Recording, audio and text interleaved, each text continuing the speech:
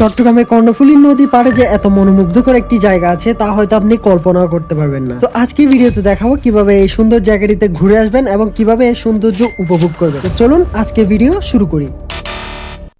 এই জায়গার লোকেশন একটু পরেই বলি, চলুন আগে কর্ণফুলী নদী সম্পর্কে কিছু ইন্টারেস্টিং তথ্য জেনে নিই।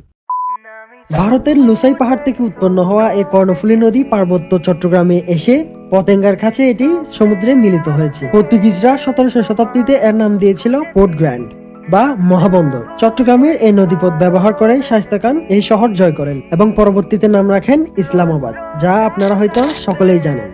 গাইস, ভিডিও দেখলে হবে না, এই সুন্দর জায়গাতে আপনারা চলে আসুন দেখার জন্য।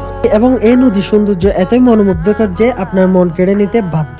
কর্ণফুলী নদীর একটি ঐতিহ্যবাহী সিগনেচার হলো এর সাম্পান বা নৌকা, অর্থাৎ শতাব্দীর পর শতাব্দী ধরে এই এলাকার মানুষজন সাম্পানে করে এক পার থেকে অন্য পারে যাতায়াত করে এবং তাদের ব্যবসা বাণিজ্য সকল কিছুর চলন রাখে।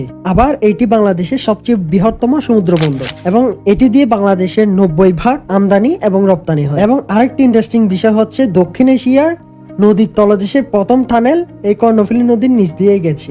ওইদিকে বোট ক্লাব, ওইদিকে শাহ আমানত বিমানবন্দর।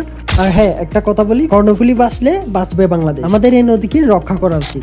ও সরি, এই জায়গাটার লোকেশনটা একটু বলা হলো না। এই জায়গাটার লোকেশনটা হচ্ছে শিকলবা থেকে রাস্তার মাথা, এরপরে জামতলা হয়ে আসবেন এই জায়গাতে। অর্থাৎ ক্রসিং থেকে 10 টাকা গাড়ি ভাড়া দিয়ে রাস্তার মাথায় নামবেন এবং রাস্তার মাথা থেকে 15 টাকা গাড়ি ভাড়া খরচ করে আপনার রাস্তা হবে জামতলা। জামতলা থেকে রিক্সা নিয়ে অনায়াসে চলে আসতে পারবেন এই সুন্দর জায়গাটিতে। এই সুন্দর জায়গাটির নাম হলো নতুন পাড়া লিচুতলা। হয়তো 10 থেকে 20 টাকার মধ্যে নিবে। আমরা যেহেতু সাইকেল নিয়ে গেছিলাম সেহেতু আমরা ঠিক এক্স্যাক্টলি জানি না। সো আজকের ভিডিও এই পর্যন্ত। সবাই ভালো থাকবেন, সুস্থ থাকবেন। ধন্যবাদ। আসসালামু আলাইকুম।